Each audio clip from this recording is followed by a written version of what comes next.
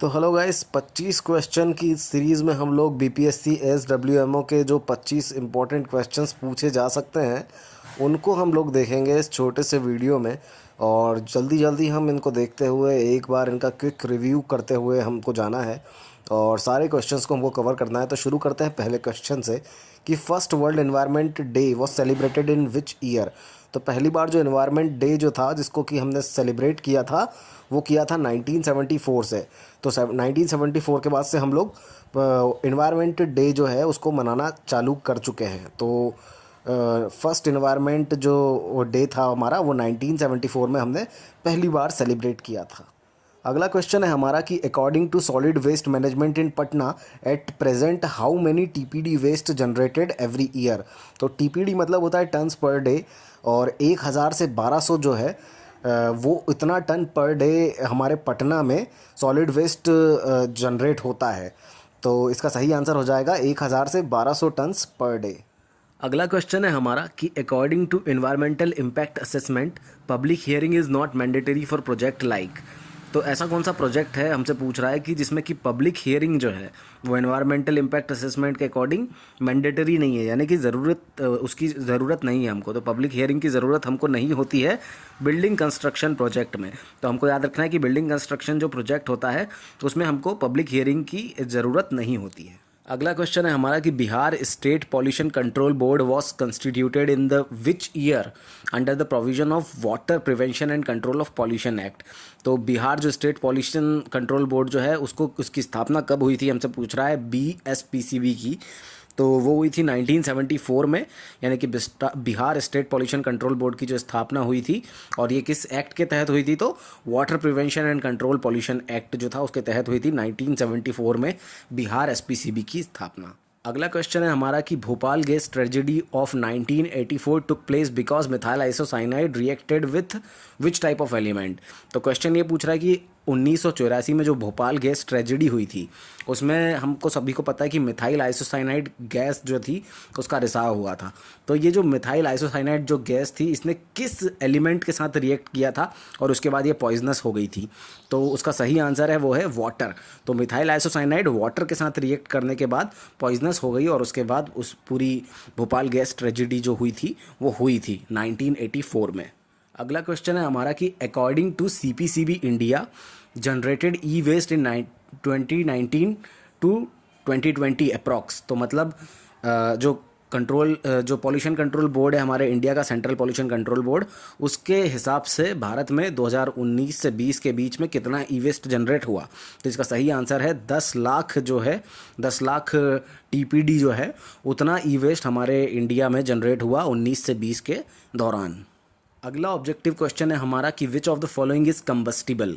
तो इसमें कंबस्टिबल पूछ रहा है, तो कार्डबोर्ड एंड ग्लास ये कंबस्टिबल नहीं होते, रबर और फेरस मेटल ये भी कंबस्टिबल नहीं होते, लेदर एंड ग्लास ये भी कंबस्टिबल नहीं होते, लेकिन रबर और प्लास्टिक ये दोनों कंबस्टिबल होते हैं। कंबस्टिबल यानी जो जल जाए, तो ये रबर एंड प्लास्टिक जो है ये कंबस्टिबल है। तो इसका सही आंसर हो जाएगा रबर एंड प्लास्टिक। अगला क्वेश्चन है हमारा कि India's first e waste clinic has been set up in. तो भारत का पहला ई वेस्ट क्लिनिक जो है वो कहाँ पे सेटअप किया गया है। तो भारत का जो पहला ई वेस्ट क्लिनिक है वो भोपाल में सेटअप किया गया है। तो इसका सही आंसर हो जाएगा भोपाल। अगला क्वेश्चन है हमारा कि full form of PPP model. तो PPP मॉडल का जो फुल फॉर्म होता है उसका जो फुल फॉर्म होता है वो होता है पब्लिक प्राइवेट पार्टनरशिप। तो हमको याद रखना पड़ेगा ये तो कि पब्लिक प्राइवेट पार्टनरशिप जो है वो PPP मॉडल का फुल फॉर्म होता है। अगला क्वेश्चन है हमारा कि बेसल कन्वेंशन अडॉप्टेड ऑन। तो बेसल कन्वेंशन कब हुआ था, तो इसका जो सही आंसर है वो 22 मार्च 1989। तो बेसल कन्वेंशन हमारा हुआ था 22 मार्च 1989 को। अगला क्वेश्चन है हमारा in MSW at transfer station which type of compaction equipment used. तो म्यूनसिपल सॉलिड वेस्ट में जो ट्रांसफ़र स्टेशन होता है उसमें किस टाइप का कॉम्पैक्शन इक्विपमेंट का यूज़ किया जाता है। तो इसके कुछ ऑब्जेक्टिव्स क्वेश्चन देता है कि स्टेशनरी कॉम्पैक्टर, प्रीक्रश कॉम्पैक्टर, हॉरिजॉन्टल बेलर्स या वर्टिकल बेलर्स। तो दरअसल ऐसा है कि इसका जो सही आंसर है वो इन सभी कॉम्पैक्टर्स का यूज़ किया जाता है। तो इसलिए इसका आंसर जो हो जाएगा वो हो जाएगा D, यानी मोर देन वन। इसके बाद हमारा नेक्स्ट क्वेश्चन है कि इन MSW एट रिसाइक्लेबल फैसिलिटीज़ और landfill which type of compaction is use. तो जहाँ पे रिसाइक्लेबल फैसिलिटीज़ होती है या लैंडफिल होती है, वहाँ पे म्युनिसिपल सॉलिड वेस्ट में किस टाइप का कॉम्पैक्शन किया जाता है, तो वहाँ पे हॉरिजॉन्टल बेलर्स टाइप का कॉम्पैक्शन जो है वो किया जाता है। तो हॉरिजॉन्टली जब हम कॉम्पैक्शन करते हैं तो उसको बोलते हैं हॉरिजॉन्टल बेलर्स, जो है हमारा इक्विपमेंट उसमें यूज़ करते हैं हम। और ये हम कहाँ पे यूज़ करते हैं, रिसाइक्लेबल फैसिलिटीज़ होती है या लैंडफिल जो होती है हमारे म्युनिसिपल सॉलिड वेस्ट की, वहाँ पे इसका उपयोग किया जाता है। उसके बाद हमारा नेक्स्ट क्वेश्चन है कि what is the emission limit for dioxins as per European Union. तो इसके 4 ऑप्शन है, 0.1 NG या फिर 0.2 NG या फिर 0.3 NG या 0.4 NG। तो इसका सही जो आंसर है वो है 0.1 NG TEQ newton per metre cube. तो इतना जो है ये डाइऑक्सिन्स जो है उसकी एमिशन लिमिट है और ये मैक्सिमम परमिसिबल लिमिट है इसकी। तो 0.1 NG TEQ newton per metre cube, और ये according to the European Union दी गई है। अगला क्वेश्चन है हमारा कि soluble ions of heavy metals are toxic above dash PPM in industrial waste. तो कितना जो हमारे इंडस्ट्रियल वेस्ट में जो सॉल्युबल आयंस होते हैं वो कितने PPM के बाद वो टॉक्सिक होने लगते हैं। तो इसके 4 ऑप्शन है, 2, 3, 4 या 5। तो 2 PPM जो है वो इसकी मैक्सिमम परमिसिबल लिमिट होती है सॉल्युबल आयंस की हैवी मेटल्स में। तो उसके बाद वो टॉक्सिक होने लगते हैं, तो वो इसका सही आंसर हो जाएगा 2 PPM। इसके बाद हमारा नेक्स्ट क्वेश्चन है कि colour of copy which should be returned to the transporter by the operator of facility after accepting the waste. और ये हमको जो हैजार्डस वेस्ट रूल 2016 में जो दिया हुआ है, जो हमारे रूल्स की जो लिस्ट है उसमें दिया हुआ है कि कौन सी कॉपी का, उस कॉपी का कलर क्या होता है जो कि हमको जो रिटर्न करता है, which should be return to the transporter, जो ट्रांसपोर्टर को दी जाती है ऑपरेटर के द्वारा, जो भी वेस्ट ले रहा होता है ऑपरेटर उसके द्वारा दी जाती है ट्रांसपोर्टर को। तो उस कॉपी का कलर पूछ रहा है, तो उस कॉपी का कलर जो होता है वो होता है ऑरेंज। तो हमको याद रखना पड़ेगा कि orange is the colour of copy which should be return to the transporter by the operator of the facility after accepting the waste. और ये सब जो ये जो कलर जो मैंशनड है ये हजार्डस वेस्ट के रूल में, जो हजार्डस वेस्ट के जो रूल्स हैं 2016 के, उसमें मैंशनड है। अगला क्वेश्चन है हमारा कि biogas is majorly composed of.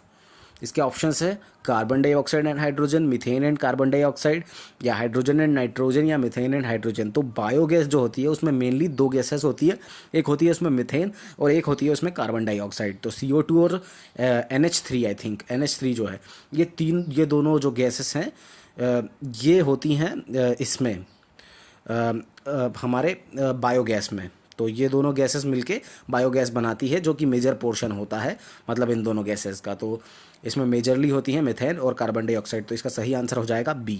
अगला क्वेश्चन है हमारा कि what to do with plastic waste. Plastic waste को के साथ क्या किया जाना चाहिए। इसके ऑप्शन है कंपोस्टिंग, रिसाइकलिंग, डिस्पोजल इन डंप यार्ड, या फिर अंडरग्राउंड स्टोरेज। तो जो सही तरीका है प्लास्टिक वेस्ट को डील करने का वो है रिसाइकलिंग। तो प्लास्टिक वेस्ट की हमको रिसाइकलिंग करना चाहिए। अगला क्वेश्चन है हमारा कि technologies used for energy production. तो एनर्जी प्रोडक्शन के लिए किस टाइप की टेक्नोलॉजी का यूज़ किया जाता है। इसके ऑप्शंस है biomethanation and incineration, incineration and composting, composting and biomethanation, composting and pyrolysis. तो इसका जो सही आंसर है वो है बायोमिथेनेशन एंड इंसिनरेशन। ये दोनों ही मेथड्स के थ्रू हम एनर्जी प्रोडक्शन को देख सकते हैं। तो ये टेक्नोलॉजीज जो हैं हम इनको गिन सकते हैं कि ये हम एनर्जी प्रोडक्शन इनके द्वारा कर सकते हैं। तो इसका सही आंसर हो जाएगा A, यानी कि बायोमिथेनेशन एंड इंसिनरेशन। उसके बाद हमारा नेक्स्ट क्वेश्चन है कि dash consist of bulky waste such as those from construction sites. तो किसके अंदर एक बल्की वेस्ट होता है, जैसे कंस्ट्रक्शन साइट्स का जो वेस्ट होता है वो किसके अंदर आता है, रिफ्यूज, गार्बेज, डेब्रिस या रबिश के बीच में। तो इसके जो 4 ऑप्शन है उसमें जो सही आंसर है वो है डेब्रीज। तो डेब्रीज जो होता है वो उसको हम कंस्ट्रक्शन साइट से जो वेस्ट आता है उसको हम डेब्रीज बोल सकते हैं। अगला क्वेश्चन है हमारा कि dash of waste is came out to determine the proportion of carbon, hydrogen, oxygen, nitrogen and sulphur. तो किस तरीके के वेस्ट को हम मतलब क्या कौन सा हम टेस्ट करते हैं, किससे हमको पता चलता है कि कार्बन, हाइड्रोजन, ऑक्सीजन, नाइट्रोजन और सल्फर इनका क्या प्रोपोर्शन है। तो ये किससे हम डिटरमाइन करते हैं। तो इसके 4 ऑप्शन है, proximate analysis, ultimate analysis, biodegradable fraction या कैलोरीफिक वैल्यू। तो इसका सही आंसर हो जाएगा अल्टीमेट एनालिसिस, क्योंकि ultimate analysis is done to determine the proportion of carbon, hydrogen, oxygen, nitrogen and sulphur. अगला क्वेश्चन है हमारा कि defined as the amount of moisture that can be retained in a sample subjected to downward pull of gravity. तो जब किसी भी sample पे downward pull of gravity लग रहा है, मतलब ग्रेविटी गुरुत्वाकर्षण के कारण उसमें डाउनवर्ड की तरफ पुल लग रहा है, उसके बावजूद भी जो मॉइस्चर रिटेन हो जाता है उसको हम क्या बोल सकते हैं। तो इसके 4 ऑप्शन है, moisture content, volatile solids, field capacity या टोटल सॉलिड्स। तो फील्ड कैपेसिटी जो होती है उसकी यही डेफिनेशन होती है कि it is the moisture that can be retained in the sample subjected to downward pull of gravity.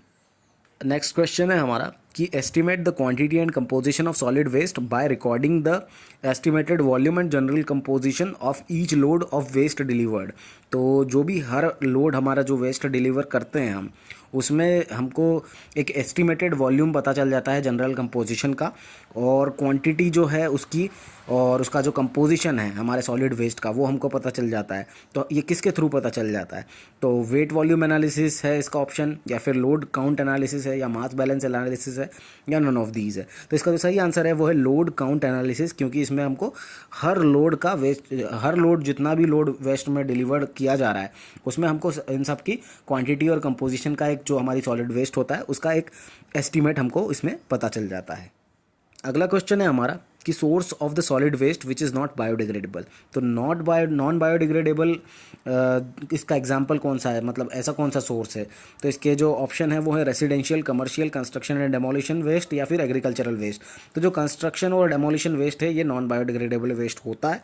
तो इसका सही आंसर हो जाएगा कंस्ट्रक्शन एंड डेमोलिशन वेस्ट। जो लास्ट क्वेश्चन है हमारा कि factor affecting solid waste generation rate. तो सॉलिड वेस्ट के जनरेशन के रेट को कौन अफेक्ट करता है सबसे ज़्यादा? तो इसके 4 ऑप्शन है, moisture content, source reduction, land filling या सोर्स सेग्रीगेशन। तो सॉलिड वेस्ट को अगर हमको उसको जनरेट करने से अगर रोकना है तो सोर्स रिडक्शन करना बहुत ही एक कारगर तरीका है। तो source reduction is the factor affecting solid waste generation rate, यानी कि जहाँ से ये हमारा जो सोर्स है जहाँ से कि सॉलिड वेस्ट जनरेट हो रहा है उसी को रिड्यूस कर दो। तो सोर्स रिडक्शन जो प्रोसेस है उसके थ्रू हम सॉलिड वेस्ट के रेट को हम अफेक्ट कर सकते हैं।